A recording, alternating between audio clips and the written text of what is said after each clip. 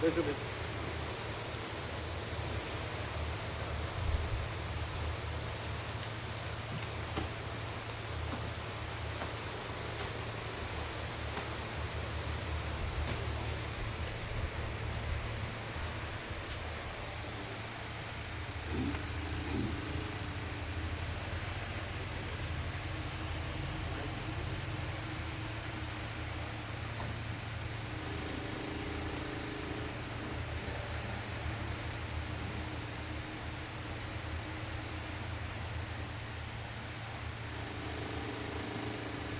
આમ આમ આમ આ જે છે એ આગળ ઊંચું લાગે છે કે બરોબર છે? પાછળ ઊંચું છે, આગળ નીચું છે. આગળ આગળથી આમ ધાર છે. બરાબર છે ને? હા બરાબર. કેવું લાગે છે? આગળથી ઢાળ છે ને? હા સ્લાઇડ છે, સ્લાઇડ વધારે એટલે બરાબર છે ને? આગળ ઊંચું ન હોવું જોઈએ. ના ઊંચું નથી બરોબર. કારણ કે એનું કારણ છે આ નીચે જે પથ્થર મૂકે છે એમાં ઢાળ હોય ને હા એટલે આપણે સરખો કરવો પડે. તો નીચે પથ્થર મૂકવા છે પાછળ નીચે એના પેલા થોડો મોટા પતળો નાના મૂકીએ તો નાના. વધારે થશે. એના પેલા મોટા ઢાળ છે જ આમ પણ વધારે કરવો હોય તો થોડા બરાબર પતળા મૂકીએ. એના પાયાના નીચે બોલ્ટ હોય ને બે પથરા મૂક્યા હોય તો હા પતળા મુકાય થોડું. બે પથરા મૂકો ને. હા મુકાય. હા એ પતળા મુકાય. બે પથરા છે પાછળ બે સરખી લાદી. હા છે ટુકડા સુધી. કારણ કે પેલો પાછળ ઢાળ છે ને. તમે ઊભા થઈ ગયા. જાઓ અશ્વિન પ્રભુ.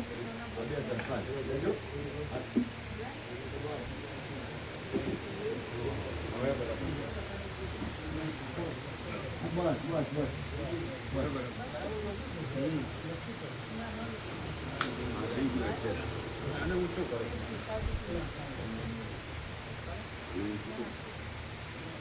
તો નીચું હતું ને આ ઊંચું છે ને આખું ઊંચું. આમ કરો. આને આગળ કરો. ઊંચું કરો.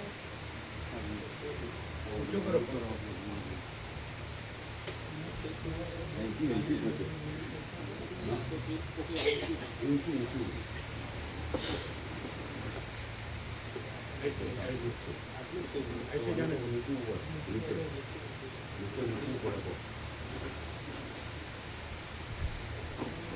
નથી કઈ કામ કરો ને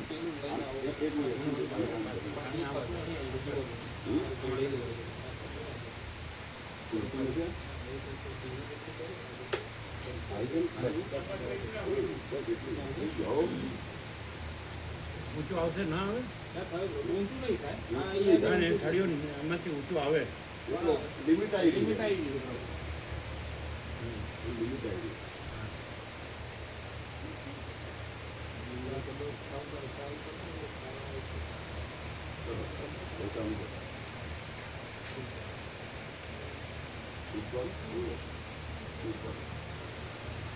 એક ઉપર છે ને એક ઉપર કરો.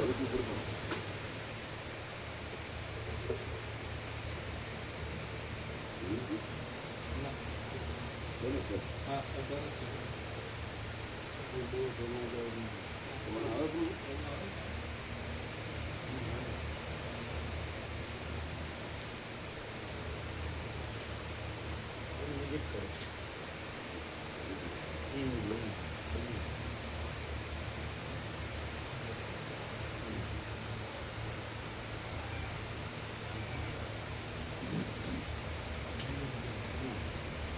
આમ થશે આમ આમ આમ આમ નમાવશું ને ઉપર આવશે પવન.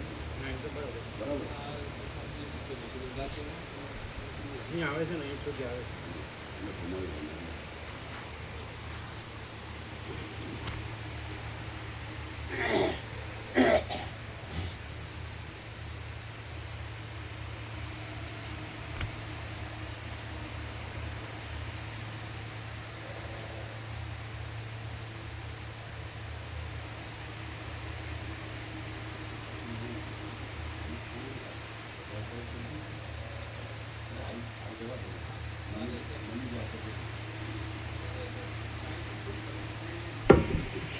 ઓમ ઓમ બરાબર છે.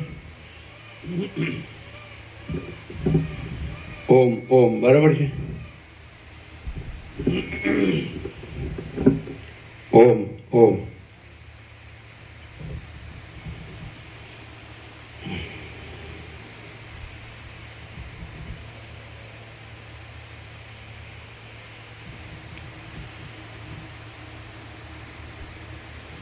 પરમ ચિદાકાશ, પરમ જ્યોતિ, અખંડ જ્યોતિ,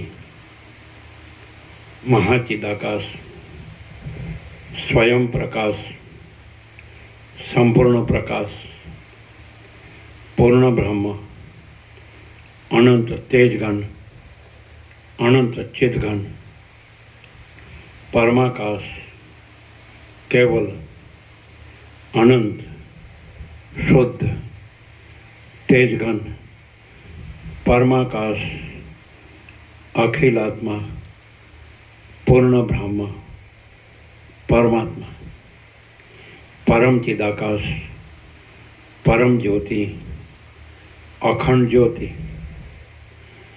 અનંત, પૂર્ણ, પરમ ચિદાકાશ, પરમ શાંતિ, स्वयं सिद्ध, स्वयं प्रकाश, स्वयं पूर्ण, स्वस्वरूप, यही सब कुछ है, इसके सिवा कुछ नहीं है।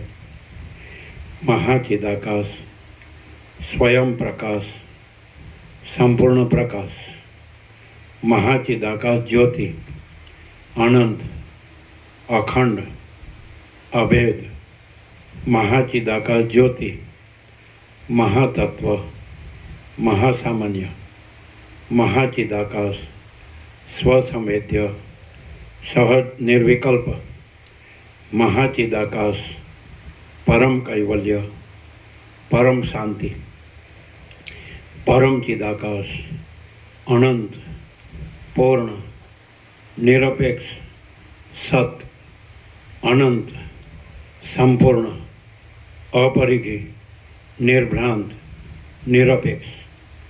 वशिष्ठ राम, उत्पत्ति प्रकरण, राउंड 40मो राउंड।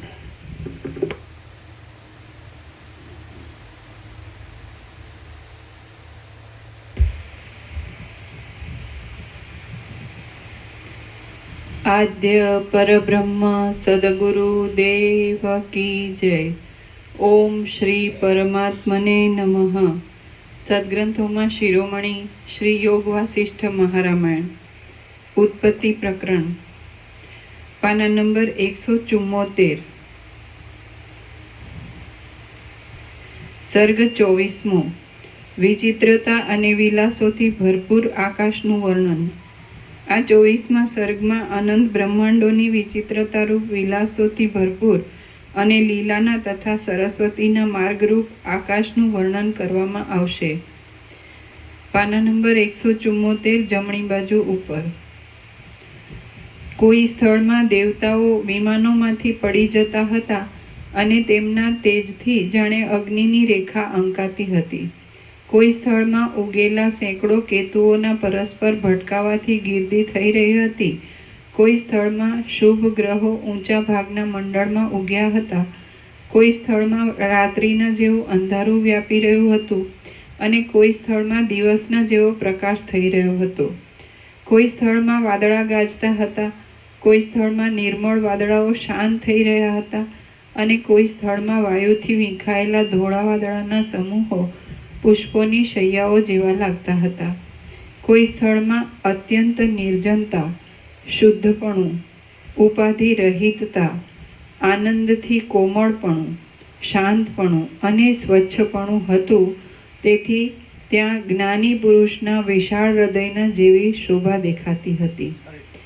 કોઈ સ્થળમાં અત્યંત નિર્જનતા, શુદ્ધપણું, ઉપાધિ રહિતતા, આનંદથી કોમળપણું, શાંતપણું અને સ્વચ્છપણું હતું। તેથી ત્યાં જ્ઞાની પુરુષના વિશાળ હૃદયના જેવી શોભા દેખાતી હતી। અહીંયા કેવું છે? બધી રીતે જુઓ।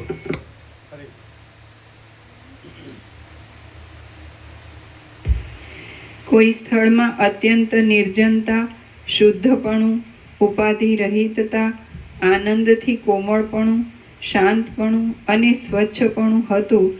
તેથી ત્યાં જ્ઞાની પુરુષના વિશાળ હૃદયના જેવી શોભા દેખાતી હતી. પ્રેક્ટિકલ પ્રત્યક્ષ. કોઈ સ્થળમાં દેવતાઓના વાહનો રૂપી દેડકાઓ ગળામાંથી શબ્દો કરતા હતા, તો કોઈ સ્થળમાં શૂન્યતા રૂપી જળ ફેલાયાથી દેવતાઓના ક્યારાઓની ભ્રાંતિ થતી હતી. કોઈ સ્થળમાં મયુર અને હેમચૂડ આદિ પક્ષીઓ વિનોદ કરતા હતા, તો કોઈ સ્થળમાં વિદ્યાધરીઓના અને દેવાંગનાઓના વાહનો બેઠા હતા.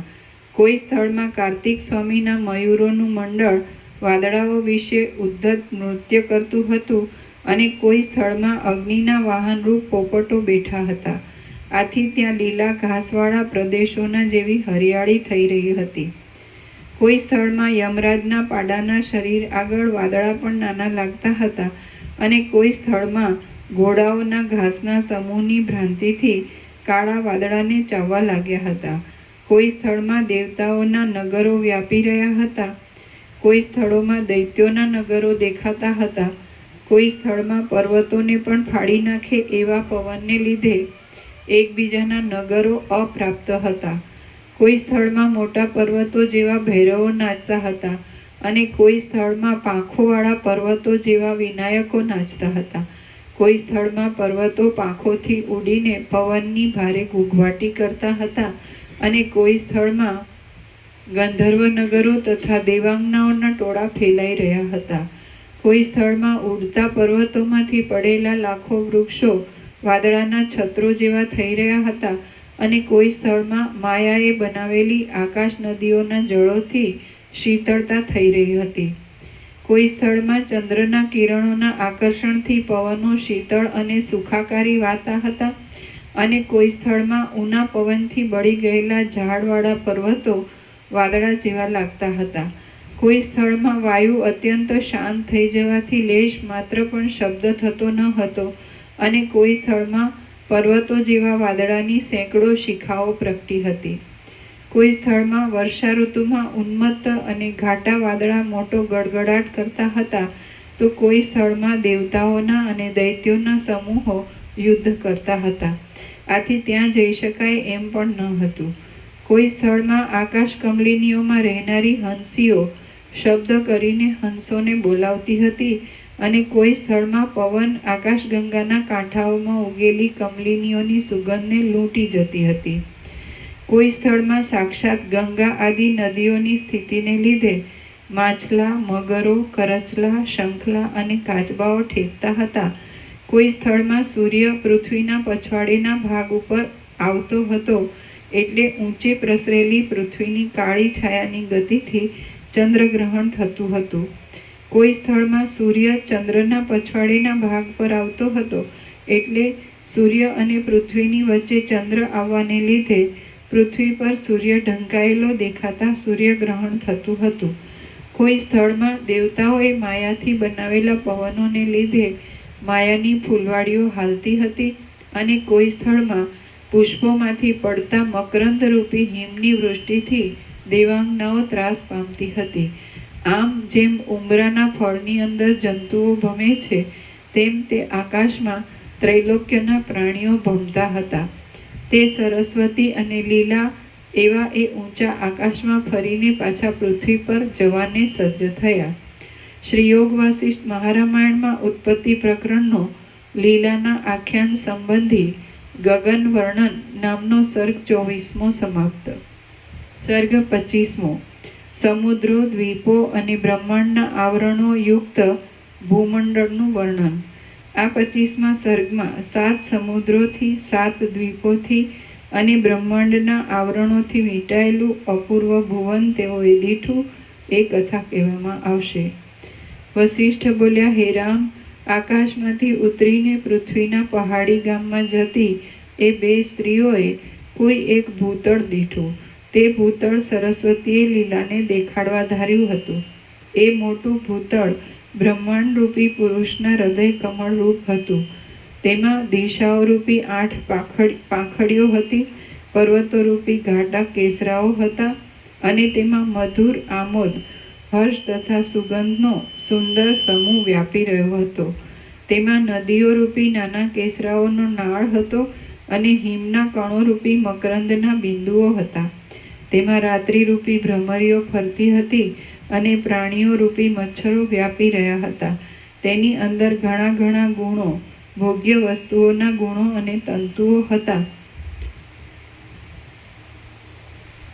અને જળના પૂર વહાવી રહેલા પાતાળોરૂપી નાળના છિદ્રો હતા. તેમાં રસની, શૃંગાર આદિની અને મકરંદની ભીનાશ ફેલાઈ હતી, અને ઉપર હંસ, સૂર્ય હંસ ફરતો હતો. દિવસના, બ્રહ્માના દિવસના અને લૌકિક દિવસના પ્રકાશથી તે પ્રફુલ્લિત થઈ રહ્યું હતું, અને રાત્રિમાં, બ્રહ્માની રાત્રિમાં તથા લૌકિક રાત્રિમાં તે સંકોચ પામતું હતું. પાતાળરૂપી કાદવમાં ડૂબેલા શેષનાગ તે કમળનું નાળ હતું. કોઈ સમયે આધારભૂત સમુદ્રોના કંપવાથી દિશાઓરૂપી પાંખડીઓ કંપતી હતી. ત્યાં નીચે રહેલા પાતાળરૂપી નાળના ભાગમાં દૈત્યો તથા દાનવોરૂપી ઘણા ઘણા કાંટાઓ હતા.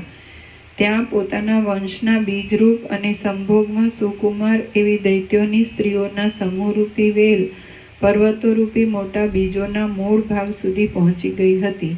એ ભૂતળરૂપી કમળમાં તેમણે જંબુદ્વીપરૂપી મોટી ડોડી જોઈ. તેમાં નદીરૂપી નાના કેસરાઓ હતા, અને નગરો તથા ગ્રામોરૂપી મોટા કેસરાઓ હતા. તેમાં હિમાલય આદિ કુલ પર્વતોરૂપી 7 ઊંચા બીજ શોભી રહ્યા હતા, અને તેમાં વચમાં રહેલું મેરુ પર્વતરૂપી બીજ જાણે આકાશને દબાવી દે એવું ઊંચું હતું. તેમાં સરોવરરૂપી હિમની કણીઓ હતી, વનો તથા જંગલોરૂપી પરાગ હતા, અને સ્થળોના સર્વ પ્રદેશોમાં રહેતા લોકોના સમૂહો ભ્રમરોના મંડળ રૂપ હતા.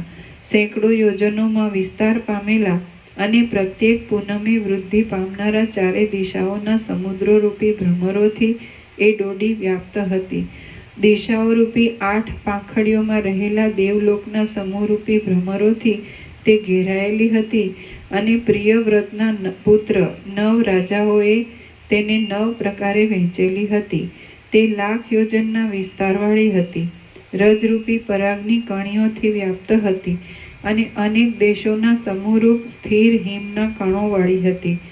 જેમ ચૂડીથી હાથનું કાંડું વીંટાયેલું હોય છે, તેમ તે બહાર પોતાનાથી બમણા પ્રમાણવાળી ક્ષાર સમુદ્રરૂપ રેખાથી વીંટાયેલી હતી. વળી ક્ષાર સમુદ્રથી બહાર તે ક્ષાર સમુદ્ર કરતાં પણ બમણા વિસ્તારવાળી અને જગતરૂપી કમળની લતા સરખી શાકદ્વીપરૂપી ગોળ રેખાથી વીંટાયેલી હતી. શાકદ્વીપથી બહાર તેથી પણ બમણા પ્રમાણવાળી તે નવીન દૂધથી ભરેલા ક્ષીર સમુદ્રરૂપ સ્વાદિષ્ટ અને શીતળ રેખાથી વીંટાયેલી હતી. ક્ષીર સમુદ્રથી બહાર તે તેથી પણ બમણા પ્રમાણવાળી અને વિવિધ પ્રકારના લોકોથી શોભતી કુશદ્વીપ રૂપ રેખાથી તે વીંટાયેલી હતી. કુશદ્વીપથી બહાર તે તેથી પણ બમણા વિસ્તારવાળી અને દેવતાઓના સમૂહને તૃપ્ત કરનારી દહીંના સમુદ્રરૂપ રેખાથી વીંટાયેલી હતી.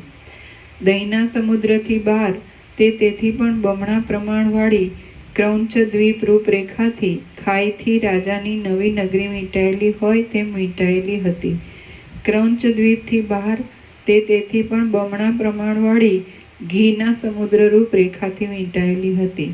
ઘીના સમુદ્રથી બહાર તે તેથી પણ બમણા પ્રમાણવાળી અને મધ્યના સંબંધને લીધે પાપોથી ભરેલી શાલ્મલી દ્વીપ રૂપ રેખાથી વીંટાયેલી હતી.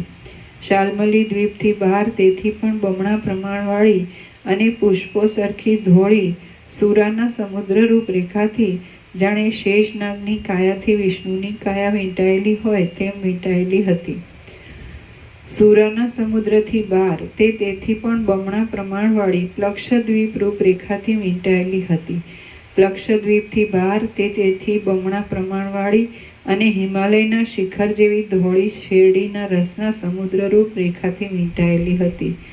શેરડીના રસના સમુદ્રથી બહાર તે તેથી પણ બમણા પ્રમાણવાળી પુષ્કર દ્વીપ રૂપ રેખાથી વીંટાયેલી હતી.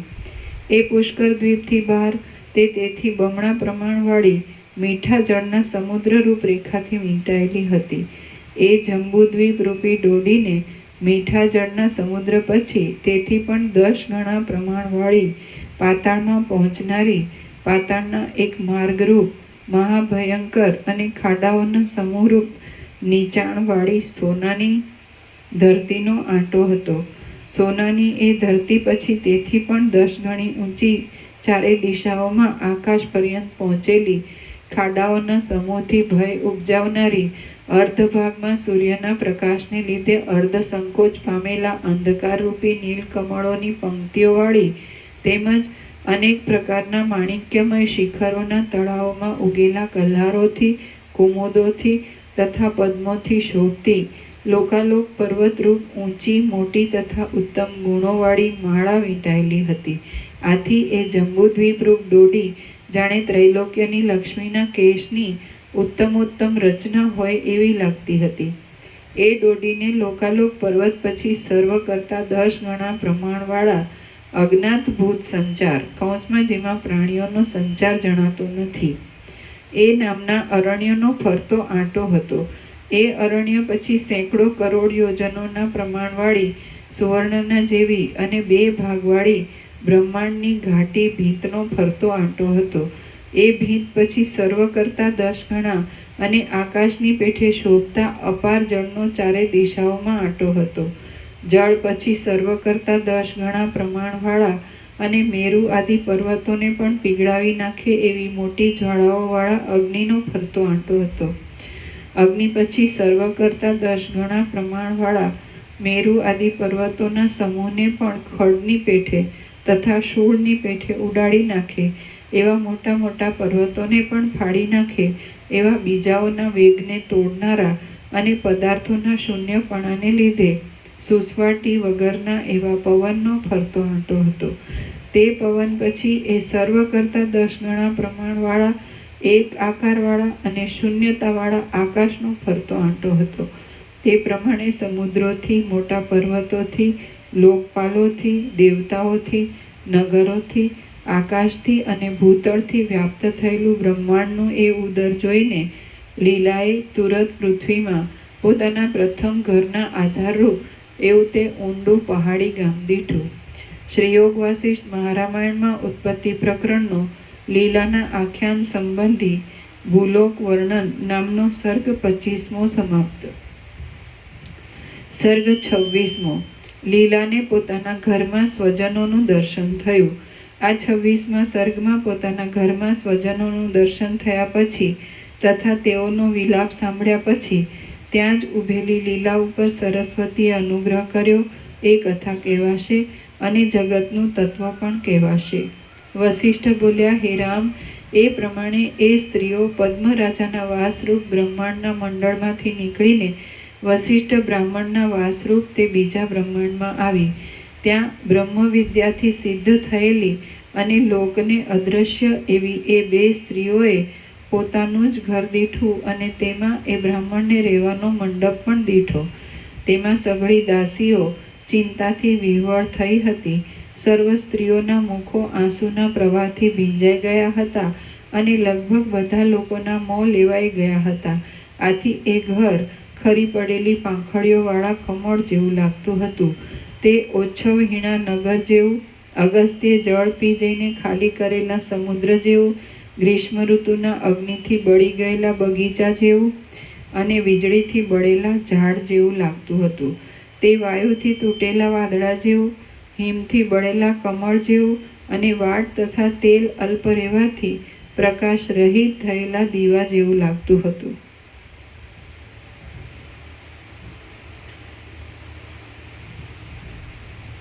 ઘરધણીના વિયોગથી ભાંગ્યા ભાગ્યવાળું તે ઘર ખરી ગયેલા પાંદડાવાળા જૂના વૃક્ષોના વન જેવું, અનાવૃષ્ટિથી ધૂળમય થયેલા દેશ જેવું અને બારણે મોતના ટકોરા સંભળાતા કરુણાકુલ થયેલી મુખ કાંતિ જેવું થઈ ગયું હતું. વસિષ્ઠ બોલ્યા, પછી હે રામ, નિર્મળ જ્ઞાનનો લાંબો અભ્યાસ કરવાથી તે સુંદરી લીલા દેવની પેઠે સત્ય સંકલ્પવાળી અને સત્ય કામનાવાળી થઈ ગઈ. તેણે સંકલ્પ કર્યો કે આ મારા બંધુઓ મને તથા સરસ્વતીને સાધારણ સ્ત્રી રૂપે દેખજો. ત્યાં તો તે ઘરના સર્વે માણસોએ ઘરને ઝગમગ કરી મૂકતી અને જાણે લક્ષ્મી તથા ગૌરી હોય એવી એ બે સ્ત્રીઓને દીઠી. પગ સુધી પહેરેલી અને નહીં કરમાયેલી એવી અનેક પ્રકારની માળાઓથી શોભી રહેલી એ બે સુંદરીઓ જાણે વનને સુગંધમય કરનારી વસંત લક્ષ્મીની જોડ હોય એવી લાગતી હતી. એ સ્ત્રીઓ સઘળી ઔષધિઓને, વનને તથા ગામને પોતાની સ્વચ્છ કાંતિથી ભરપૂર કરી મૂકતી હતી અને શીતળ તથા પ્રેમ ભરેલા સુખને ઉત્પન્ન કરતી હતી. આથી તે જાણે બે ચંદ્ર ઉગેલા હોય એવી લાગતી હતી. લાંબા કેશરૂપી લતાઓની પાસે ચપળતા ધરાવનારા નેત્રરૂપી ભ્રમરોવાળી એ બે સ્ત્રીઓ પોતાના શ્યામ અને શ્વેત કાંતિવાળા કટાક્ષોથી જાણે નીલ કમળો સાથે માલતીના પુષ્પોના સમૂહોને વરસતી હોય એવી જણાતી હતી. પીગળાવેલા સોનાના રસની નદીના પ્રવાહની પેઠે મનનું આકર્ષણ કરનારા પોતાના દેહની કાંતિના પ્રવાહથી તેમણે વનને સુવર્ણમય જેવું કરી મૂક્યું હતું. જાણે બ્રહ્માનંદરૂપ સમુદ્રના તરંગો જ હોય અને તે તરંગો જાણે શરીરોના સ્વાભાવિક કાંતિના વિલાસના હિંડોળા જ હોય એવી એ બે સ્ત્રીઓ દેખાતી હતી. એ સ્ત્રીઓ પોતાની બાહુરૂપી લતાઓને અને રાતા હાથોને આમ તેમ હલાવતી હતી. તેથી જાણે તેઓ નવા નવા અને સુવર્ણમય કલ્પવૃક્ષોની લતાઓના વનને ઉછાળતી હોય એમ લાગતું હતું. વણ ચોડાયેલા અને વણ કરમાયેલા પુષ્પો તથા પલ્લવોના જેવી કોમળતાવાળા તેમજ સ્થળ કમળની પાંખડીઓ જેવી શોભાવાળા પોતાના ચરણોથી પૃથ્વીને અડ્યા વિના જ તેઓ ચાલતી હતી. સુકાઈ ગયેલા અને ફીકા પડી ગયેલા તાડીઓના તથા તમાલોના વનોમાં એમના કટાક્ષોરૂપી અમૃત સિંચાવાને લીધે નવીન પલ્લવો ઉત્પન્ન થતા હતા. એ બે સ્ત્રીઓને જોઈને લીલાના પૂર્વજન્મના મોટા પુત્ર જ્યેષ્ઠ શર્માએ તથા ઘરના બીજા પણ સઘળા માણસોએ વનની દેવીઓને પ્રણામ હોજો એમ બોલીને તેમના ચરણોમાં પુષ્પાંજલિઓ અર્પણ કરી. જેમ કમલિનીઓના બે કમળોમાં ઝાકળના ટીપાની વૃષ્ટિ પડે તેમ તે ઘરની અંદર લીલાના અને સરસ્વતીના ચરણોમાં તે કુસુમાંજલિઓ પડી. જ્યેષ્ઠ શર્મા આદિ બોલ્યા, હે વનની દેવીઓ, અમે તમને પ્રણામ કરીએ છીએ. તમે અમારા દુઃખનો નાશ કરવા માટે જ આવ્યા છો. કારણ કે બહુધા બીજાઓનું રક્ષણ કરવું એ જ મહાત્માઓનું કર્તવ્ય કર્મ છે. કારણ કે બહુધા બીજાઓનું રક્ષણ કરવું એ જ મહાત્માઓનું કર્તવ્ય ધર્મ છે. એમણે એ પ્રમાણે કહ્યું એટલે પછી એ દેવીઓએ પ્રેમથી તેમને કહ્યું કે જે દુઃખથી તમે સૌ પીડિત થયેલા જણાવો છો તે દુઃખ વિશે તમે અમને વાત કરો. એ પ્રમાણે દેવીઓના વચન સાંભળીને જ્યેષ્ઠ શર્મા આદિ લોકોએ તેમની આગળ વસિષ્ઠના અને અરુંધતીના મરણરૂપ પોતાના દુઃખની વાત અનુક્રમથી કહી સંભળાવી. જ્યેષ્ઠ શર્મા બોલ્યા, હે દેવીઓ, અહીં પરસ્પર સ્નેહવાળા, સર્વને માન આપનારા, વંશનું સ્થાપન કરનારા અને બ્રાહ્મણની મર્યાદાના સ્તંભરૂપ એવા બ્રાહ્મણ જાતિના બે સ્ત્રી પુરુષ રહેતા હતા. એ સ્ત્રી પુરુષ અમારા માતા પિતા હતા.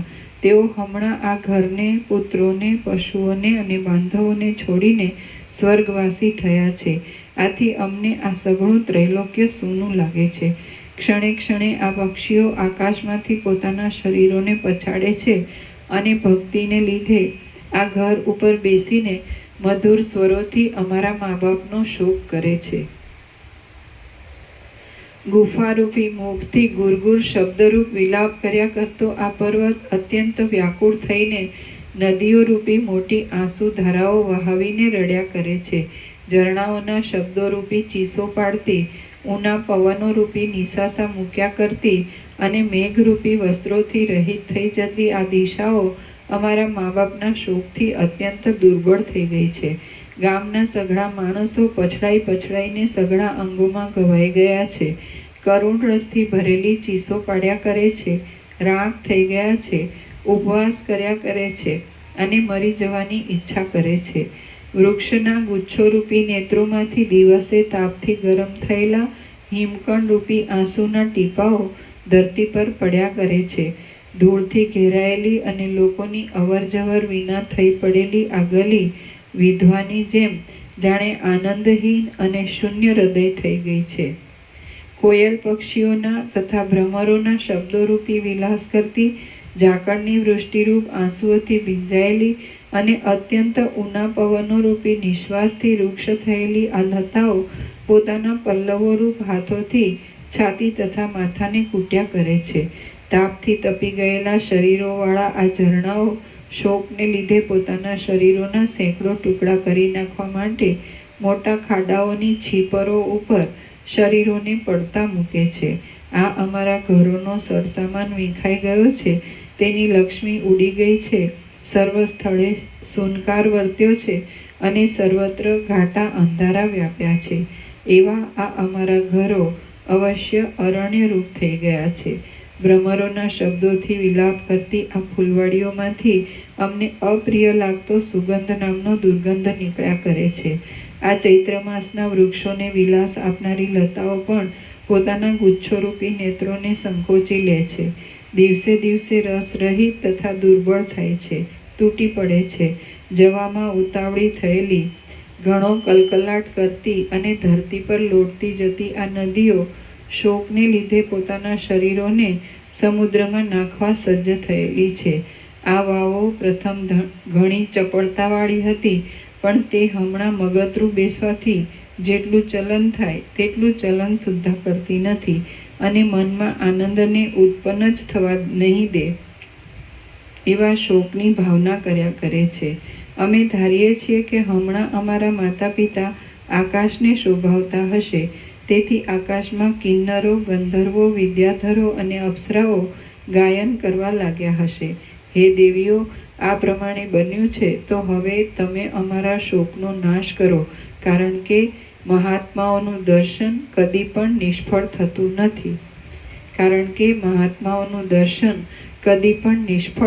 નથી. વસિષ્ઠ બોલ્યા, પુત્રે એ પ્રમાણે કહ્યું એટલે કમલીની જેમ નમીને પોતાના પલ્લવથી પોતાના મૂળની ગાંઠનો સ્પર્શ કરે છે, તેમ લીલાએ નમીને પોતાના નમ્ર પુત્રના માથા ઉપર પોતાના હાથથી સ્પર્શ કર્યો. જેમ પર્વત વર્ષા ઋતુના મેઘના સંબંધથી ઉનાળાના તાપનો ત્યાગ કરે છે, તેમ જ્યેષ્ઠ શર્માએ લીલાના હાથના સ્પર્શથી દુઃખના અને દુર્ભાગ્યપણાના સંકટનો ત્યાગ કર્યો. જેમ લોક અમૃતના પાનથી દુઃખ રહિત અને લક્ષ્મીવાળા થાય છે, તેમ એ ઘરના સઘળા માણસો તે દેવીઓના અવલોકનથી દુઃખ રહિત અને શોભાવાળા થયા. રામ બોલ્યા, એ લીલાએ પોતાના પુત્ર જ્યેષ્ઠ શર્માને દેવી રૂપે દર્શન દીધું, પણ શા માટે જનની રૂપે દર્શન ન દીધું? પ્રથમ મારા આ સંશયને મટાડો. વસિષ્ઠ બોલ્યા, જે અજ્ઞાની માણસ કલ્પિત પૃથ્વી આદિના સમૂહ રૂપે દેહને સ્થૂલ ભૂતમય સમજે છે, તેની દ્રષ્ટિમાં એ દેહ સ્થૂલ જ થઈ જાય છે, પણ જ્ઞાની માણસોને તો તે દેહ કેવળ બ્રહ્મરૂપે જ રહે છે. વસિષ્ઠ બોલ્યા, જે અજ્ઞાની માણસ કલ્પિત પૃથ્વી આદિના સમૂહ રૂપે દેહને સ્થૂલભૂતમય સમજે છે, તેની દ્રષ્ટિમાં એ દેહ સ્થૂલ જ થઈ જાય છે, પણ જ્ઞાની માણસોને તો તે દેહ કેવળ બ્રહ્મરૂપે જ રહે છે. હે રામ, જેમ બાળકને તેની સામે ઊભેલો પુરુષ તે પુરુષ છે એમ નહીં સમજાયાને લીધે ભૂત લાગે છે, તેમ અજ્ઞાનીને આ પૃથ્વી આદિ પદાર્થો મિથ્યા છતાં પણ તેનું તત્વ નહીં સમજાયાને લીધે તે સત્ય ભાસે છે. જેમ સ્વપ્નમાં પૃથ્વી આદિ રૂપે પ્રતીત થયેલા પદાર્થો આ સ્વપ્ન છે એમ જણાયાથી ક્ષણ માત્રમાં પૃથ્વી આદિ રૂપથી રહિત થઈ જાય છે, તેમ જાગ્રતમાં પણ પ્રતીત થતા પદાર્થોમાં તેનું તત્વ જણાયાથી ક્ષણ માત્રમાં બ્રહ્મરૂપ થઈ જાય છે.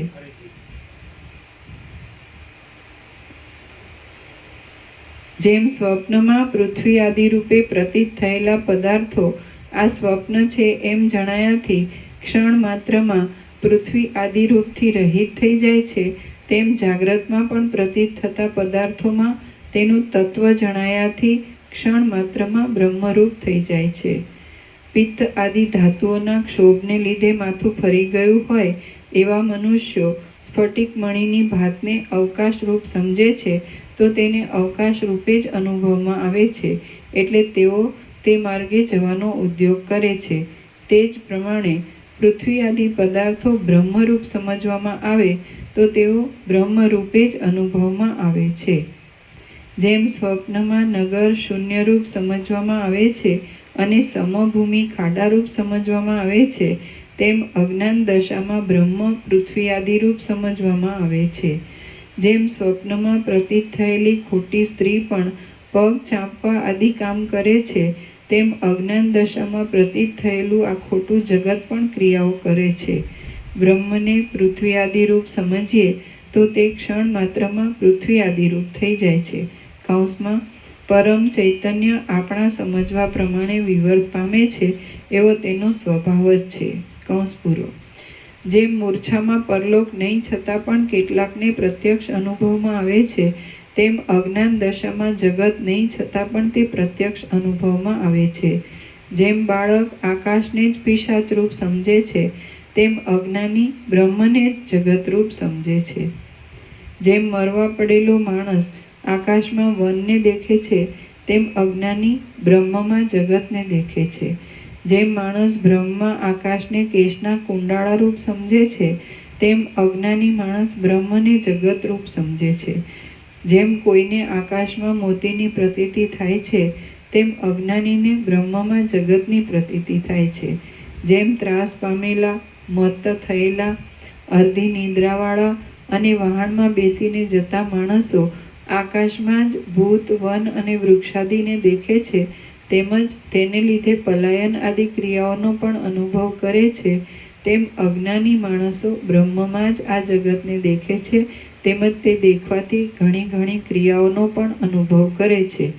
બ્રહ્મમાં ભાવના પ્રમાણે જ તે પદાર્થોના આકારો સ્ફુરે છે અને તે આકારો ઘણા કાળના અભ્યાસથી સ્થૂળ પ્રતીત થાય છે, પણ વાસ્તવિક વિચારીએ તો તેમનું કોઈ નિયત જુદું રૂપ જ નથી. બ્રહ્મમાં ભાવના પ્રમાણે જ તે પદાર્થોના આકારો સ્ફુરે છે અને તે આકારો ઘણા કાળના અભ્યાસથી સ્થૂળ પ્રતીત થાય છે, પણ વાસ્તવિક વિચારીએ તો તેમનું કોઈ નિયત જુદું રૂપ જ નથી. હવે લીલા તો યથાર્થ રીતે સમજતી હતી કે પૃથ્વી આદિ પદાર્થો મુદ્દલ છે જ નહીં અને જે બ્રહ્મ છે તે જ કલ્પનાને લીધે મિથ્યા પ્રપંચ રૂપે ભાસે છે. આથી પુત્ર સંબંધી સ્નેહ નહીં રહેવાને લીધે તેણે પુત્રને જનની રૂપે દર્શન આપ્યું નહીં.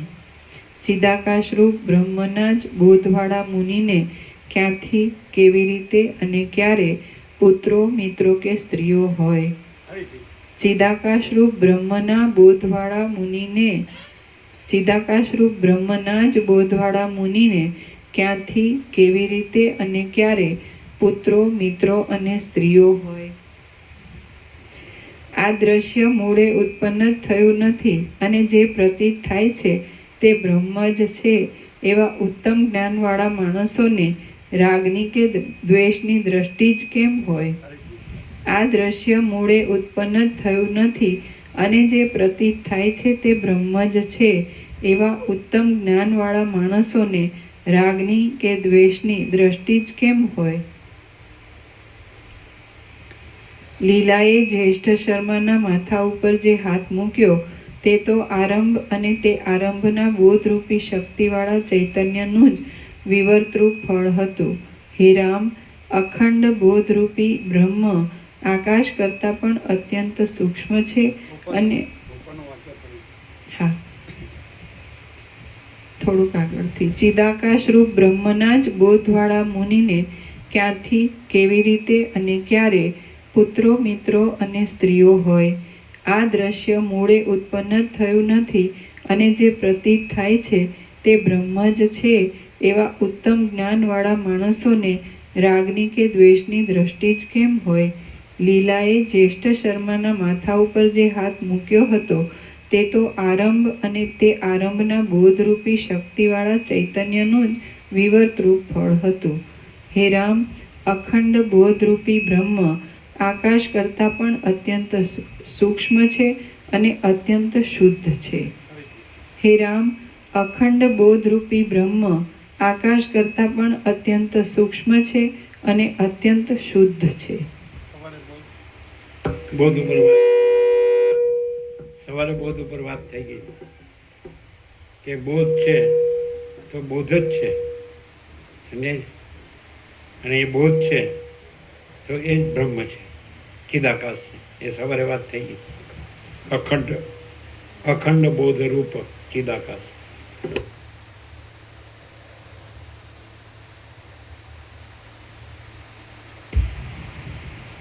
હે રામ, અખંડ બોધરૂપી બ્રહ્મ આકાશ કરતાં પણ અત્યંત સૂક્ષ્મ છે અને અત્યંત શુદ્ધ છે. જેવી રીતની કલ્પના ઉઠે છે તેવી રીતથી તે તુરત ભાસે છે. માટે સર્વ બ્રહ્માંડમાં જે કોઈ પદાર્થો છે તે સઘળા બ્રહ્મથી ભિન્ન જ નથી.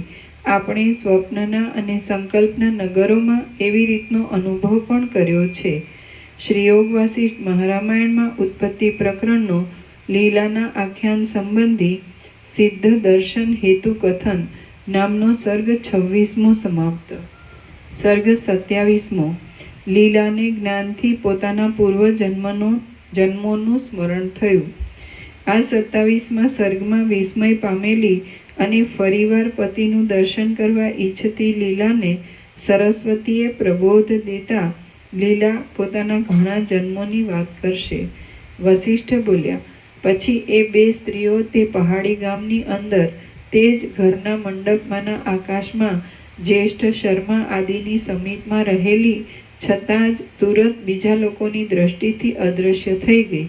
તે ઘરના માણસો હવે આપણા ઉપર વનની બે દેવીઓએ અનુગ્રહ કર્યો એમ સમજી દુઃખ રહિત થયા અને તે પોતપોતાના કાર્યોમાં લાગી ગયા.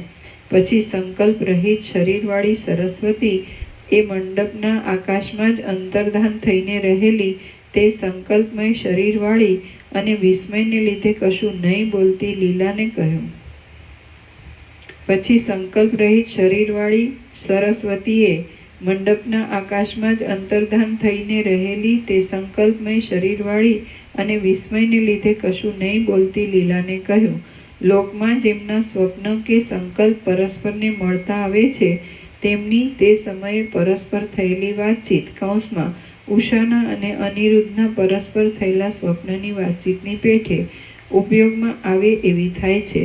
તે જ પ્રમાણે લીલાની અને સરસ્વતીની એ વાતચીત પરસ્પરને કામ લાગે એવી થઈ. જેમ સ્વપ્નમાં અને સંકલ્પમાં પૃથ્વી આદિ ભૂતો, નાડીઓ અને પ્રાણ આદિ ન હોવા છતાં પણ પરસ્પર વાતચીત થાય છે, તેમ લીલાને અને સરસ્વતીને પણ પૃથ્વી આદિ ભૂતો, નાડીઓ અને પ્રાણ આદિ ન હોવા છતાં પણ પરસ્પર નીચે પ્રમાણે વાતચીત થઈ. દેવી બોલ્યા, હે લીલા, જે જાણવાનું હતું તે સઘળું તારા જાણવામાં આવ્યું છે અને જે જોવાનું હતું તે સઘળું પણ જોવાઈ ચૂક્યું છે. આ બ્રહ્મની સત્તા એવા પ્રકારની જ છે.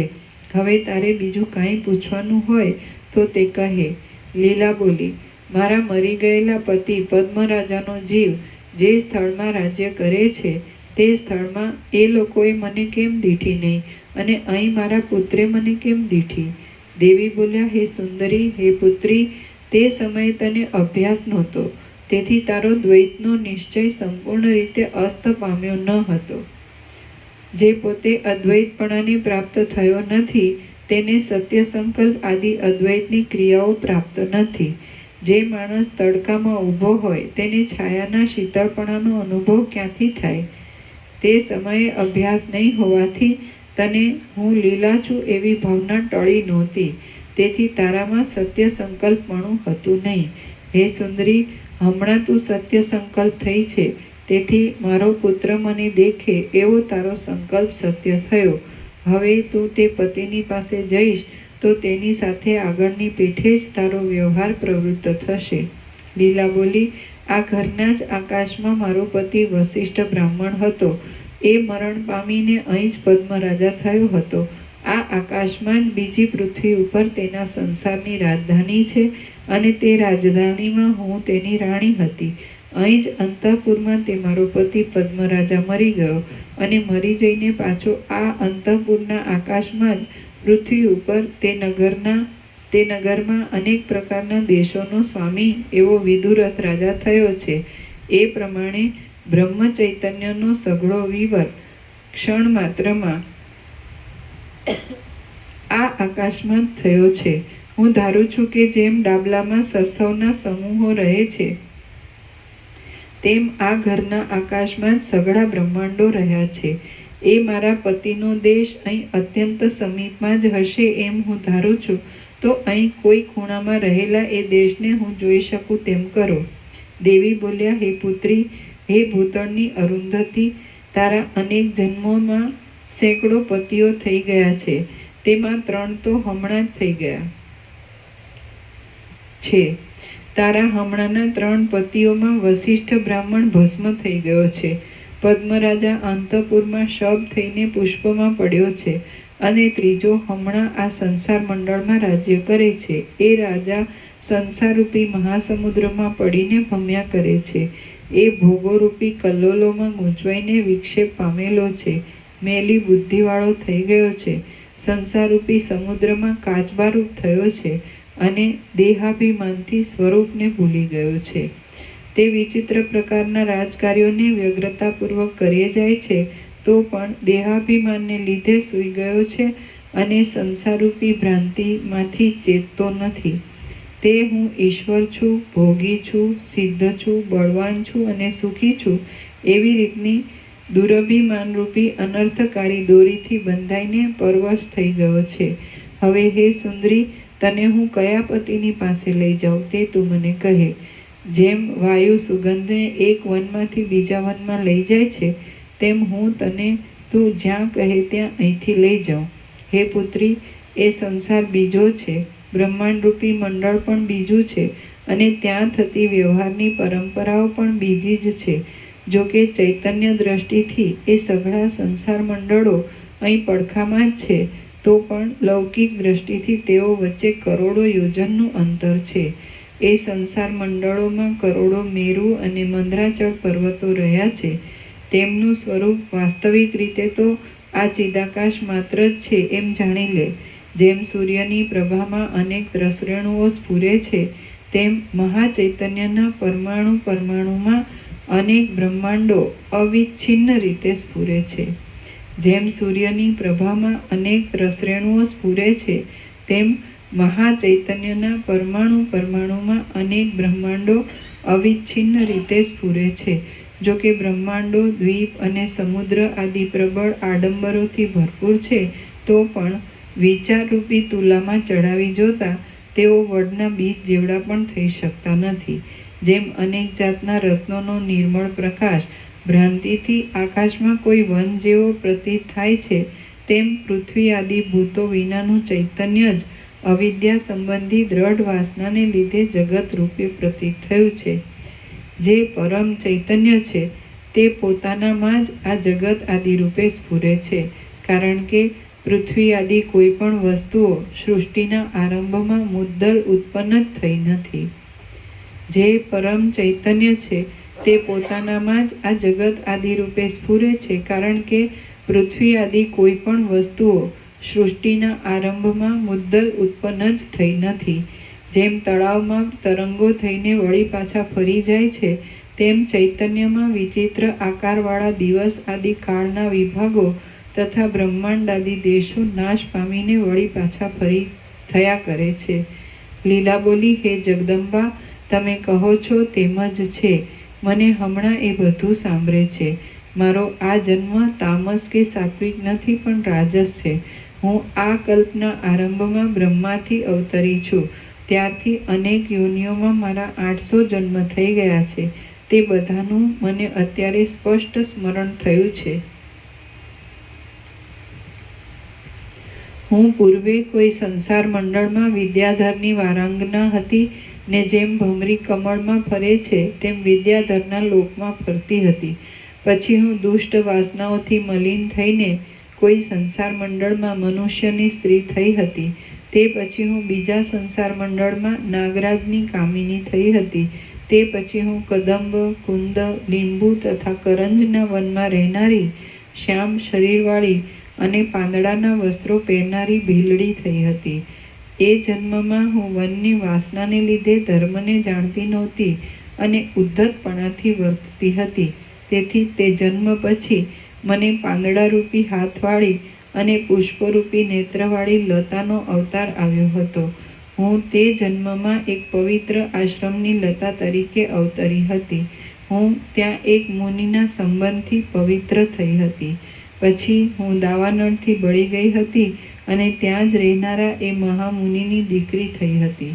તે પછી પુરુષપણું આપે અને સુખ આપે એવા કર્મો પાકવાને લીધે હું 100 વર્ષ સુધી સોરઠ દેશમાં મોટી સંપત્તિવાળો રાજા થતા રાજાના એ અવતારમાં મેં કેટલાક દુષ્ટ કર્મો કર્યા. તેથી તે પછી હું તાળીઓના વૃક્ષોવાળા જળમય દેશમાં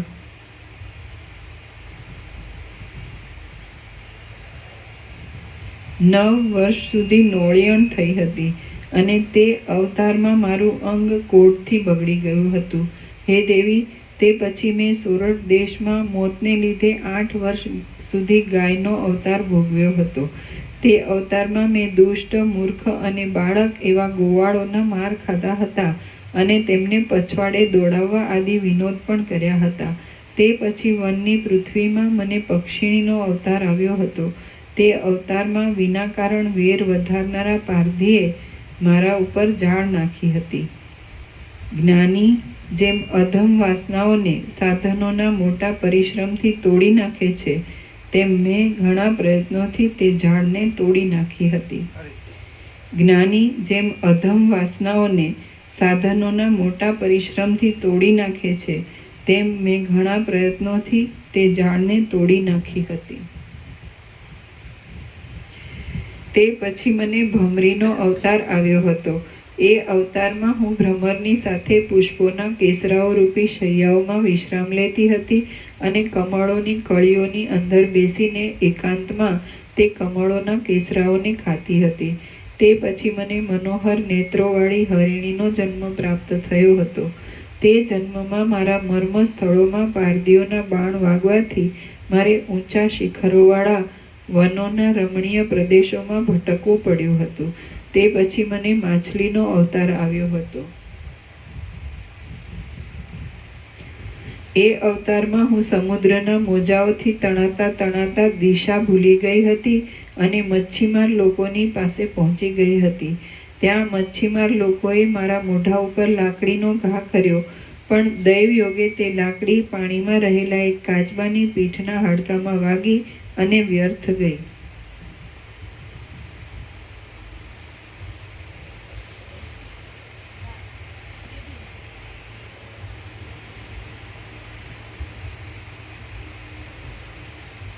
આ મેં જોયું હતું. પછી મારો ભીલડીનો અવતાર આવ્યો હતો. તે અવતારમાં મેં ચરમણવતી નામની નદીના કાંઠે મધુર સ્વરથી ગીતો ગાયા હતા અને રતિ ક્રીડાને અંતે નાળિયેરીના રસનું મધ્ય પીધું હતું. તે પછી મને સારસ પક્ષીણીનો અવતાર આવ્યો હતો.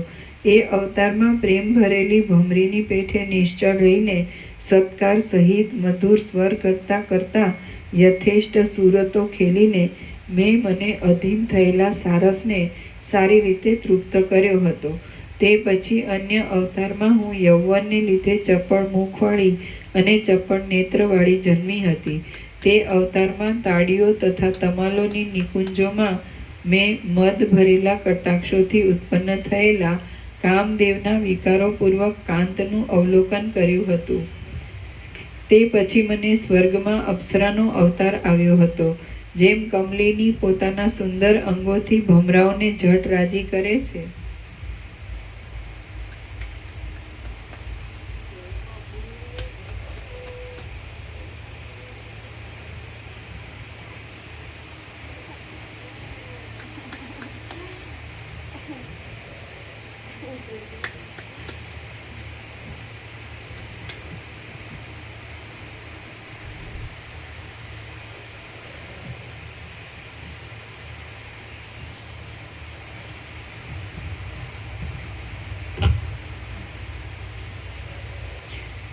જેમ કમલિની પોતાના સુંદર અંગોથી ભમરાઓને ઝટ રાજી કરે છે, તેમ મેં એ અવતારમાં સુવર્ણના રસના સમૂહની પેઠે શોભતા મારા અંગ પંજરોથી દેવતાઓને ઝટ રાજી કર્યા હતા.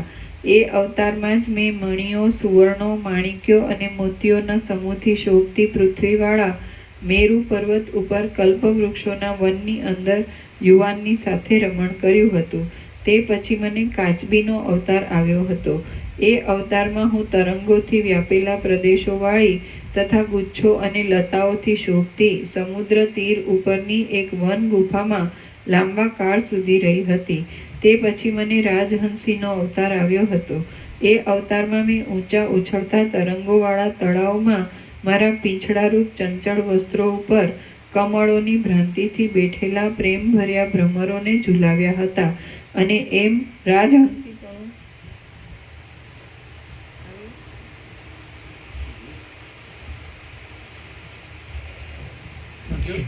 એમને લાઇટનું ગ્લેર આવે છે ને એટલે આંખમાં તકલીફ થાય છે, એટલે મોબાઈલ ચાલુ હતો ને તો બંધ. અને એમ રાજહંસીપણું ભોગવ્યું હતું. એક વખત શીમળાના ઝાડનું એક પાંદડું પવનથી હાલતું હતું. તે ઉપર ઘણા પતંગિયા બેસીને ઝૂલતા હતા.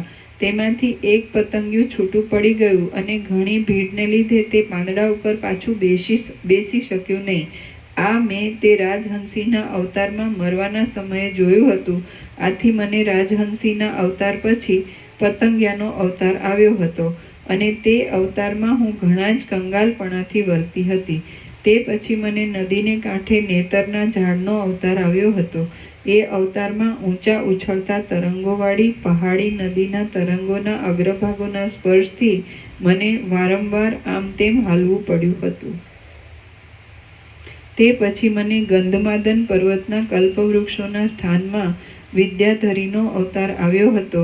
એ અવતારમાં મેં વિદ્યાધરોના કેટલાક કામાતુર કુમારોને મારા પગમાં નમાવ્યા હતા.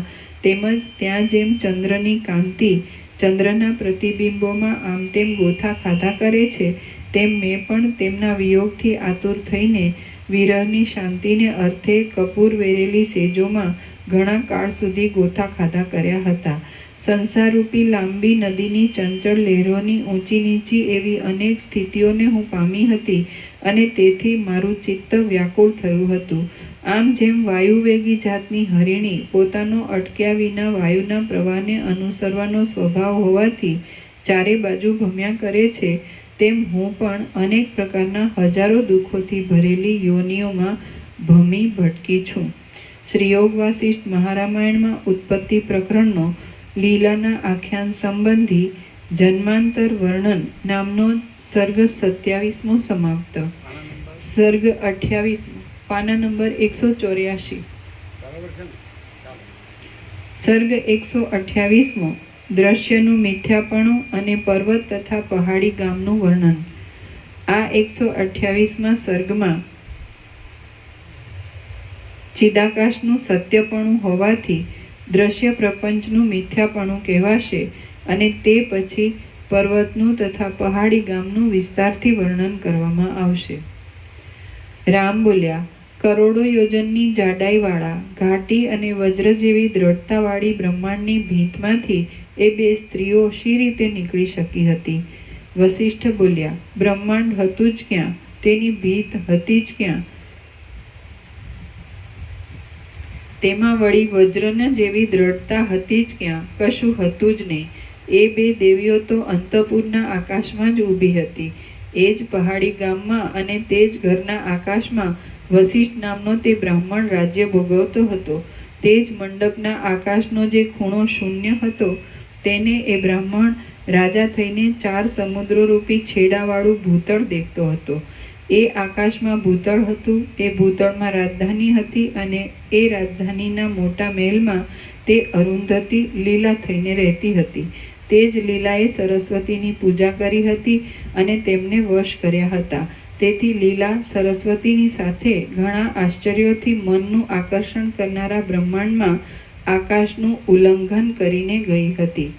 તે બ્રહ્માંડ તે જ ઘરના ઉદરમાં એક વેંત જેટલા આકાશમાં હતું.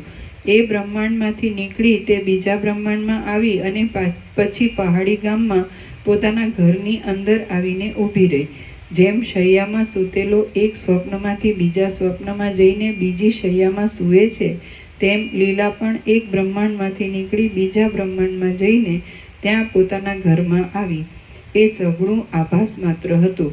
વાસ્તવિક રીતે તે આકાશની પેઠે શૂન્ય જ હતું. ત્યાં બ્રહ્માંડ હતું નહીં, સંસાર હતો નહીં, ભેદ આદિ હતું નહીં અને દૂરપણું પણ હતું જ નહીં. એ તો એનું વાસના માત્રથી ઉલ્લેખવાળું ચિત્ત જ તેવા મનોહર આકારોથી સ્ફૂરતું હતું. બાકી બ્રહ્માંડ ક્યાં છે અને સંસાર પણ ક્યાં છે?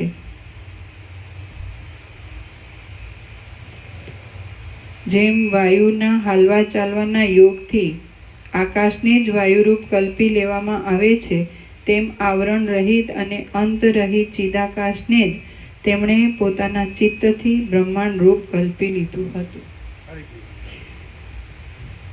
જેમ વાયુના હાલવા ચાલવાના યોગથી આકાશને જ વાયુરૂપ કલ્પી લેવામાં આવે છે, તેમ આવરણ રહિત અને અંત રહિત ચિદાકાશને જ તેમણે પોતાના ચિત્તથી બ્રહ્માંડ રૂપ કલ્પી લીધું હતું. ચિદાકાશ સર્વકાળમાં અને સર્વ દેશમાં શાંત છે તથા ઉત્પત્તિથી રહિત છે. ચિદાકાશ સર્વકાળમાં અને સર્વ દેશમાં શાંત છે તથા ઉત્પત્તિથી રહિત છે. તે પોતે જ ચૈતન્યપણાને લીધે પોતાના સ્વરૂપને વિશે જગત રૂપે ભાસે છે. તે પોતે જ ચૈતન્યપણાને લીધે પોતાના સ્વરૂપને વિશે જગત રૂપે ભાસે છે. જે મનુષ્ય એના તત્વને સમજે છે તેને એ જગત આકાશથી પણ વધારે શૂન્ય જેવું લાગે છે, અને જે મનુષ્ય તત્વને જાણતો નથી તેને જગત વજ્ર જેવું તથા પહાડ જેવું લાગે છે. જે મનુષ્ય એના તત્વને સમજે છે તેને એ જગત આકાશથી પણ વધારે શૂન્ય જેવું લાગે છે, અને જે મનુષ્ય તત્વને જાણતો નથી તેને જગત વજ્ર જેવું તથા પહાડ જેવું લાગે છે. જેમ સ્વપ્નમાં ઘરની અંદર નગર અવિદ્યમાન છતાં પણ સાચા જેવું પ્રતીત થાય છે, તેમ ચૈતન્યમાં જગત અવિદ્યમાન છતાં પણ સાચા જેવું પ્રતીત થાય છે. જેમ સ્વપ્નમાં ઘરની અંદર નગર અવિદ્યમાન છતાં પણ સાચા જેવું પ્રતીત થાય છે, તેમ ચૈતન્યમાં જગત અવિદ્યમાન છતાં પણ સાચા જેવું પ્રતીત થાય છે. જેમ નિર્મળ દેશમાં જળ મિથ્યા છતાં પણ જેમ નિર્જળ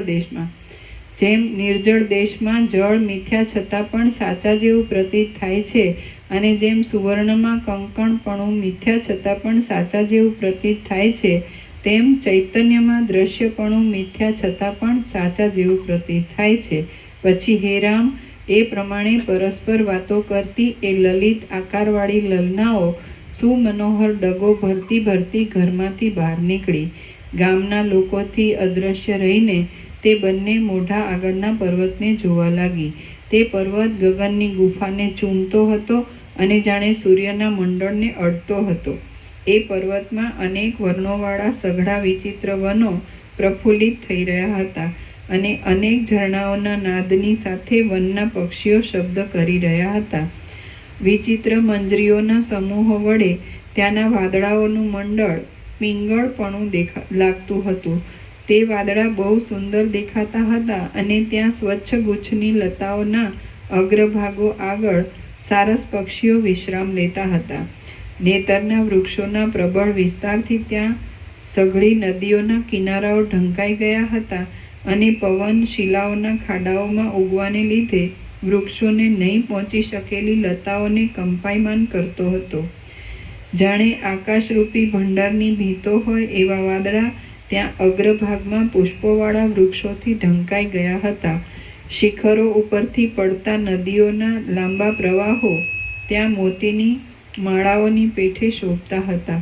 વૃક્ષોના અનેક વનોને કંપાવનારો વાયુ નદીઓના કિનારાઓને ઘેરી લેતો હતો, અને ત્યાં અનેક વનોથી ભરપૂર થયેલા પ્રાંત ભાગોની છાયાઓથી નિરંતર શીતળતા રહેતી હતી. પછી એ બે લલનાઓએ પર્વતમાં રહેલું તે સઘળું પહાડી ગામ જોયું. તે ગામ જાણે આકાશમાંથી પડેલા સ્વર્ગનો કકડો હોય એવું શોભતું હતું. એ ગામમાં પાણીની અનેક પરનાળો ગાજી રહી હતી. તેના ઘરો આગળના તળાવો જળથી ભરપૂર હતા, અને પોતાને રમવાના જળવાળા ખાડાઓમાં પક્ષીઓ કિલકિલાટ કરતા હતા. સઘળી કુંજો ચાલ્યા જતા ગાયોના ધણોના હુંકારોથી ગાજી રહી હતી. કુંજોમાં ગુચ્છોના સમૂહોવાળા વૃક્ષો ઉગ્યા હતા, અને સઘળા ઘાટા લીલા ઘાસવાળા વનો છાયાથી હરિયાળા હતા. વૃક્ષોની ઘટાને લીધે વનોની અંદર સૂર્યના કિરણોનો પ્રવેશ માંડ માંડ થતો હતો. છીપરોથી અને ઝાકળથી ધૂસરપણું લાગતું હતું અને વૃક્ષોની શિખાઓમાં લાંબા મંજરીઓના સમૂહો જટાઓની પેઠે લટકતા હતા. શિલાઓના છિદ્રોમાં ધોધના પાણી પછડાવાથી મોતી જેવા બિંદુઓ ઉડતા હતા અને તેથી એ જલ ધોધો મંદરાચળથી વલોવાતા ક્ષીરસાગરના જળનું સ્મરણ આપતા હતા. ફળોના અને પુષ્પોના મોટા ભારથી નમી રહેલા આંગણાના વૃક્ષો જાણે પુષ્પો આદિ પૂજાની સામગ્રી લાવીને ઘરના સેવક લોકોની પાસે ઊભા હોય એવા લાગતા હતા. ઉછળતા તરંગોને લીધે ઘોંઘાટ કરાવતા પવનો રસ ભરેલા વૃક્ષોને કંપાવી રહ્યા હતા અને તે વૃક્ષો પુષ્પોની વૃષ્ટિઓથી તે પ્રદેશોને ઘેરી લેતા હતા. ત્યાં મનુષ્ય આદિનો કોઈ ભય નહોતો, છતાં પણ સતત રીતે શિલાઓના સમૂહો ઉપરથી પડતા જળના ટીપાઓના શબ્દોથી પક્ષીઓ ભય પામતા હતા અને છાના છાના ધીમા ધીમા શબ્દ કરતા હતા. ઉછળતા તરંગોના સપાટાઓથી થાકી રહેલા અને જળબિંદુઓનો સ્વાદ લેવામાં આકુળ થયેલા હંસો જાણે નદીમાં નક્ષત્રો ફરતા હોય એવા લાગતા હતા. જેમને શિરામણ પચી ગયું હોય એવા બાળકો ઊંચા તાળોમાં બેઠેલા કાગડા તથા મીંદડા આદિ જોઈને રખેને તેઓ ઝડપ મારશે એવી શંકાને લીધે પોતાના આમિક્ષા ઊના દૂધમાં દહીં નાખીને તૈયાર કરવામાં આવતું એક ભોજન આમિક્ષાને સંતાડી રાખતા હતા. ગામના બાળકોએ પુષ્પોના ટોપ અને પુષ્પોના વસ્ત્રો પહેર્યા હતા. ખજૂરી, લીમડા અને લીંબુઓના વનોની સમીપમાં શીતળતા જામી રહી હતી. અતસી જાતના ઝાડના રેસાઓના લુગડા વણીને પહેરનારી અને ભૂખથી દુબળી થયેલી એવી ગામની હલકી વરણની સ્ત્રીઓ કાનમાં વૃક્ષોની મંજરીઓને ખોસીને ગલીઓમાં આમ તેમ ફર્યા કરતી હતી. નદીના તરંગોના પરસ્પર અથડાવાના શબ્દથી લોકોને વાતો સાંભળવાનું પણ વસમું પડતું હતું. અનઆવડતને લીધે કામથી ડર્યા રહેતા કેટલાયક આળસુ લોકો એકાંત સ્થળોમાં બેસવા ઈચ્છતા હતા. જેમના મોઢા, હાથ અને ખભા દહીંથી ખરડાયેલા હતા, જેમણે ગળામાં પુષ્પોની ઘાટી લતાઓને પહેરી હતી, જેઓ નાગા હતા અને જેઓ છાણથી ખરડાયેલા હતા એવા બાળકો ત્યાં ચૌટાઓમાં ભીડ કરીને રમતા હતા. નદીના કિનારાઓ પર લીલા ખડવાળી પૃથ્વીમાં ઉગેલી લતાઓને ઝૂલે ઝૂલાવતા તરંગોએ ત્યાં પાણીને આડે માર્ગે વેવડાવ્યા હતા અને તેમની રેખાઓ રેતીના ભાગોમાં ઉઠી રહી હતી. દહીંના અને દૂધના ઘાટા સુગંધથી મત્ત થયેલી માખીઓ તે પદાર્થો ઉપરથી માંડ માંડ ઉડતી હતી. મા બાપને અધીન અને પોતાના ધાર્યા પ્રમાણે ખાવા લેવાનો કજિયો કરતા બાળકો આંસુ પાડી રોઈ રોઈને થાકી જતા હતા. છાણથી ખરડાયેલી ચૂડીઓવાળી કેટલીક સ્ત્રીઓ બીજી તેવી સ્ત્રીઓની સાથે વઢવાડ કરતી હતી. વઢવાડથી ત્રાસ પામેલી અને પોતાના છૂટી ગયેલા ચોટલાને સંભાળવામાં વ્યગ્ર થયેલી તે સ્ત્રીઓને જોઈને ગામના લોકો હસતા હતા. અન્નાદિકને લેવા સારું પર્વતના શિખરો ઉપરથી ઉઠીને આવતા કાગડાઓને સારા માણસો પુષ્પોથી કે પાંદડાઓથી બીવડાવીને દૂર કરતા હતા. ઘરના દ્વારોમાં અને ગલીઓની છીંડીઓમાં ચોરાદી લોકો પેસે નહીં એટલા માટે તીક્ષ્ણ કાંટાવાળા હાથલા પાથરી રાખવામાં આવ્યા હતા. ઘરોના પડખાઓની ખાડોમાં ઉગેલી કુંજો પ્રફુલ્લિત થઈ હતી અને તેમાંથી ઘૂંટી સુધી પગ ખૂંચી જાય એટલા ફૂલો આંગણામાં નિત્ય પડતા હતા. આસપાસના જંગલોમાં ચમરીઓ અને મૃગોના સમૂહો ખડ ચરતા હતા અને ચણોઠીઓની નિકુંજોમાં ઉગેલા લીલા ખડોમાં મૃગોના બચ્ચાઓ સૂઈ રહ્યા હતા. અત્યંત ઊંઘી ગયેલા વાછરડા પોતાનો એક કાન હલાવીને માખીઓને ઉડાડતા હતા. દહીંથી ખરડાયેલા ગોવાળના ગલોફા ઉપર માખીઓ બેસ્યા કરતી હતી. સઘળા ઘરોમાં મધપુડાઓમાંથી માખીઓને દૂર કરીને મધનો સંચય કરવામાં આવતો હતો. પ્રફુલ્લિત આસોપાલવના ઉપવનોમાં લાખથી રંગેલા કાષ્ટોના વિહારગૃહો શોભી રહ્યા હતા. બિંદુઓને વરસાવતા પવનથી નિરંતર ભીના રહેવાથી સઘળા વૃક્ષો પ્રફુલ્લિત સ્થિતિમાં જ દેખાતા હતા. ઘરો ઉપરના સઘળા છાજના ખડો ઉપર કદંબની કળીઓ પડી હતી. તેથી જાણે તે ખડો તે કળીઓમાં પરોવાઈ ગયા હોય એમ લાગતું હતું. આડી આવતી લતાઓને કાપી નાખવાને લીધે અત્યંત પ્રફુલ્લિત થયેલા કેવડાઓના સમૂહથી ચારે બાજુ ધવલતા વ્યાપી રહી હતી. પોતાનામાં પાણી વહ્યા જતા હતા, તેથી ત્યાં પરનાળોનો ગુરગુર શબ્દ થઈ રહ્યો હતો. મહેલોમાં પેસી ગયેલા વાદળા ગોખરૂપી ગુફાઓમાંથી પાછા નીકળતા હતા. જળપૂર્ણ તળાવમાં ઉગેલા કમળો પૂનમના ચંદ્રોની પેઠે શોભતા હતા. લીલા ખડવાળી નિર્મળ ભૂમિઓ વૃક્ષોની ઘાટી છાયાથી શીતળ રહેતી હતી. લીલા ખડની ટોચ ઉપર લાગેલા પાણીના ટીપાઓમાં રાત્રે તારાઓના પ્રતિબિંબ પડતા હતા. નિરંતર પડતા પુષ્પોના શીતળ મકરંદની વૃષ્ટિથી સઘળા ઘરો ઉજળા જ રહેતા હતા. વૃક્ષોમાં વિચિત્ર મંજરીઓની, પુષ્પોની, પલ્લવોની અને ઉત્તમ ફળોની ઘણી સંપત્તિ હતી. કેટલીક સુવાસિની સ્ત્રીઓ ઘરની દેવડીની અંદર આવેલા વાદળાઓમાં સૂઈ રહી હતી. ઘરો ઉપર બેસતા વાદળાઓની વીજળીઓથી ઘરોની અંદર દીવાઓ કરવાની આવશ્યકતા રહેતી નહોતી.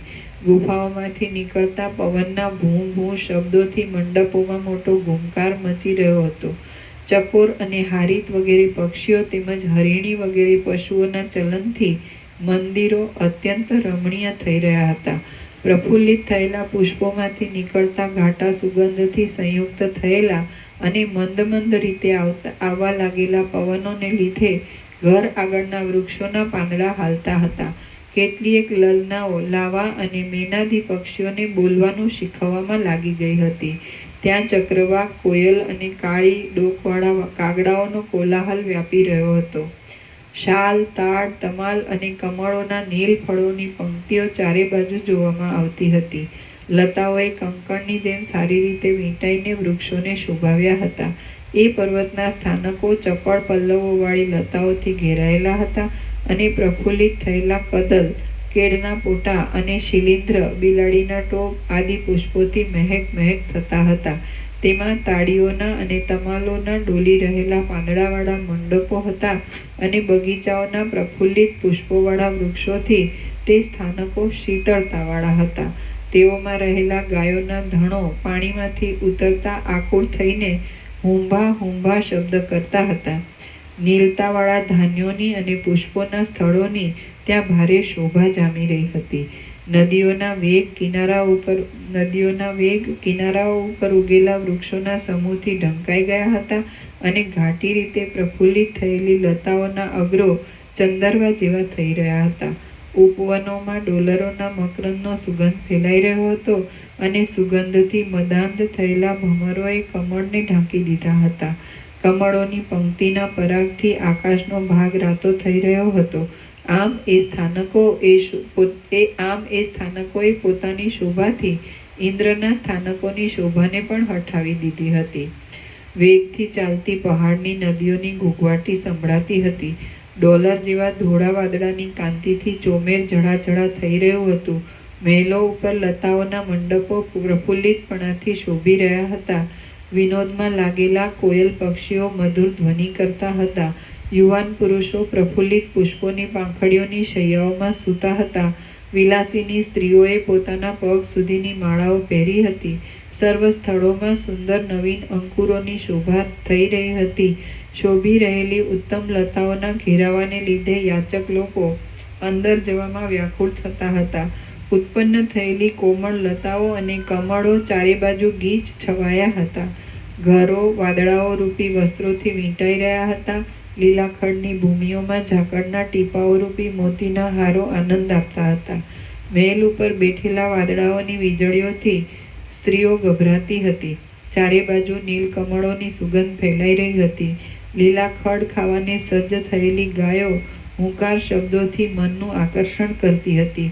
ઘરોના આંગણાઓમાં વિશ્વાસ પામેલા હરિણીઓના બચ્ચા ફરતા હતા. ઝરણાઓના ઘાટા બિંદુઓ પડવાથી મેઘની ભ્રાંતિને લીધે મોર ભારે નાચ કરતા હતા. સુગંધિથી પ્રસાદ આપો તો ને. બોલો બોલો બોલો બોલો. એ બાબુ માળી વરસાદ લઈ જાઓ. આ પ્રસાદ લઈ જાઓ. પ્રસાદ આપો. આપો જે હોય બિસ્કીટ ચોકલેટ જેવું બધું આપો.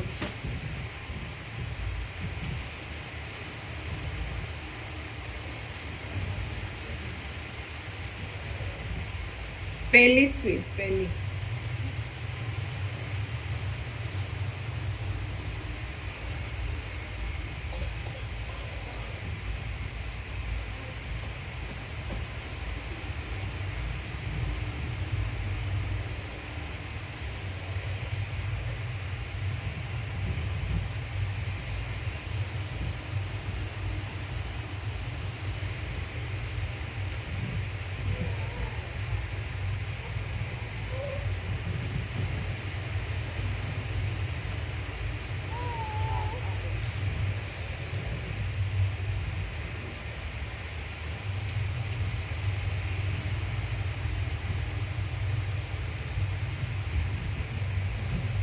કેટલું બાકી છે મેં? થોડુંક જ છે, 4-5 લાઈન. પાના નંબર પાના નંબર 187 પૂરું થયું. બરાબર. ઘરોના આંગણાઓમાં વિશ્વાસ પામેલા હરિણોના બચ્ચા ફરતા હતા. ઝરણાઓના ઘાટા બિંદુઓ પડવાથી મેઘની ભ્રાંતિને લીધે મોર ભારે નાચ કરતા હતા. સુગંધીથી મત્ત થયેલા પવનથી સઘળો ખેદ દૂર થઈ જતો હતો.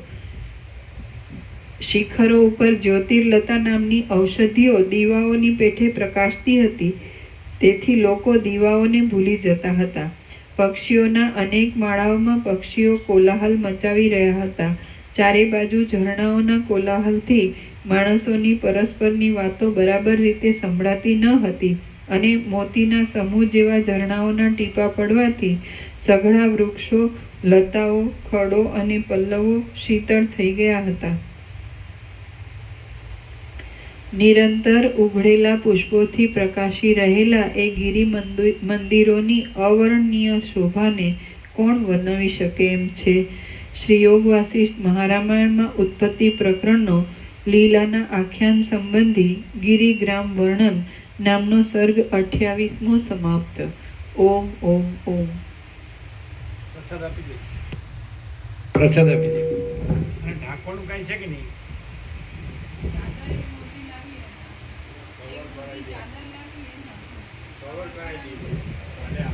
અરે કાલની વાત ક્યાં કરો છો?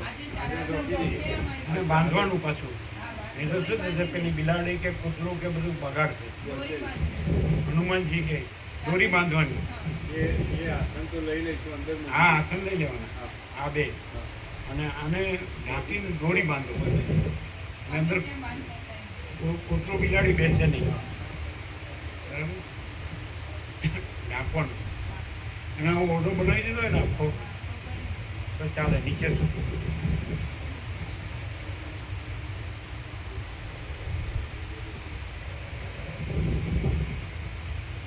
સવારે આવે એટલે માપ લઈ લેવાનું અને કહેવાનું આને ઓઢો બનાવી દો એટલે આખો કમ્પ્લીટ નીચે સુધી આ જેમ ઢાંક્યું છે એમ આને ઢાંકી દો. અને આજે પણ કમ્પ્લીટ ઢાંકીને બાંધી દેવાનું. આ બે અંદર લઈ જવાના. આ બે અંદર લઈ જવાના આસનો અને કમ્પ્લીટ ઢાંકીને દોરી બાંધી દેવાની. બરાબર. અને કાલે સવારે આવે એટલે માપ આપી દો. આવો ઓઢો બનાવી દેવાનો આખો નીચે સુધી ચારે બાજુ. સવારે આવે ને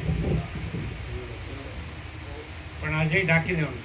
આ બે લઈ લેવાના એટલે કૂતરું બિલાડી બિગાડ બગડે નહીં. હનુમાનજી કે કોઈ.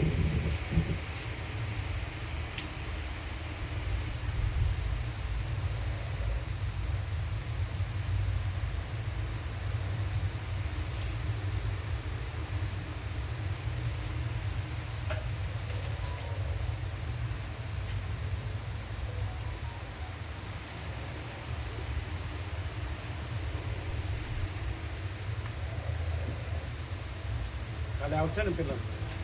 હા, કાલે આપજો. એટલું બરોબર વ્યવસ્થિત છે ને? હા, વ્યવસ્થિત છે. હવે કમ્પ્લીટ કરાવી દો. આ કરાવી દે. ફિટિંગ ઓછું ન થાય બરાબર કમ્પ્લીટ. ના ના, કમ્પ્લીટ જ થશે. કારણ કે હોલ વધારે છે ને તમે એક એક મરાવો છો એટલે. ના, 6 મારીએ ને થોડું. 6 મારીએ. 2 2 4 2 6.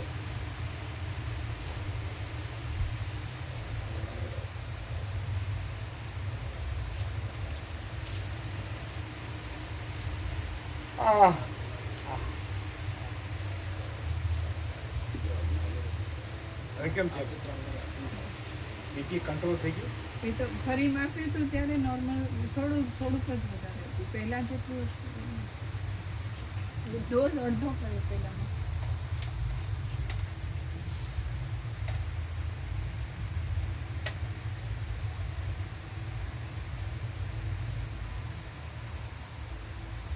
અને પ્રસાદ લેવાનો હોય તો લેવડાવજો. પ્રસાદ લેવાનો તો લેજો. લેવાના હા પ્રભુ. લેવાનું. આજે એકલા જ આવ્યો? એ કર્યું બધાને એટલું તો ચલો આવું હોય તો પણ હવે આ બધું શું નોરતાનું પાછું બધા રમકડામાં તો બધા હમાઈ જાય. હા આવી જાય અંદર. રાત્રે શું કામ હોય? નવરાત્રિ ગાવા નવરાત્રી ચાલુ થઈ ગયું. ગાવા જઈને નવરાત્રી. હા, નવરાત્રી. બધાને શોખ ખરા ને. ગરબા. પણ ગરબા તો પહોંચ્યા પછી જ ચાલુ હોય. હા એ તો ચાલુ એ તો મોડા હોય. હા અમારે તો પ્રભુ એવો શોખ નહીં કરવાનો પણ બીજા ઘરવાળા ખરા ને એ બધાને ખરો એમ. હા, પણ એ મોડા જ ચાલુ થાય. આ મોડપ થાય. હા, અહીંથી ગયા પછી ચાલુ થાય. આટલા વહેલા ન હોય. ના એ તો 10, 11 વાગે 10:30, 11 વાગે ચાલુ. 11 વાગે ચાલુ થાય. બધા હુઈ જાય ને મા બાપ એટલે બધું ચાલુ થાય. મા બાપ.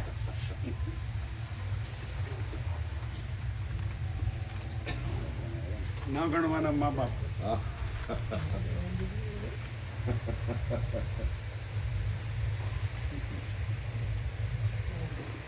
આ બેને લઈ લેવાના અને ઢાંકીને બાંધી દેવાનું આખી દોરી. અને કાલે ઓરડું માપ લઈને ઓરડો આવી જાય ને પછી આખો છેક નીચે સુધી ચારે બાજુ આ પેલાની જેમ મજબૂત. એટલે પછી જોવું જ ન પડે સીધું ઢાંકી જતું. બરાબર. આજે આ બે લઈ લેવાના. હા લઈ લે. પછી એમાં કંઈ પડે જ નહીં ધૂળ ધૂળ મેરું ન થાય. ક્યાં મૂકશો? આ રૂમમાં જ પણ ચાદર વીંટાડીને આ રૂમમાં સારું મમ્મી. રોજ ત્યાં આવવાનું.